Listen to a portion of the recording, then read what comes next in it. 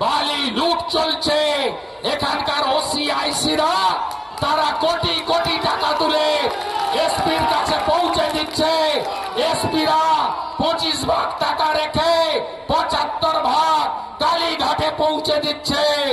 এই বালি চোরেদের হাত থেকে নদীগুলোকে বাঁচাতে হবে। তাই মনোভট্ট মমতা তাড়াতে হবে, মমতাকে তাড়াতে হবে। আর আপনাকে বলি, সেমিফাইনাল হলো এসআইআর। এসআইআর হলো সেমিফাইনাল। 7 লক্ষের কাছাকাছি নাম বাদ গেছে। আজকে রাত্রি 12টার পরে ক্লোজ হয়ে যাবে। 16 তারিখে ড্রাফট ভোটার লিস্ট। তারপরে 1 কোটির বেশি নোটিশ পাবে। যারা সিরাজুলের বাবা মফিজুল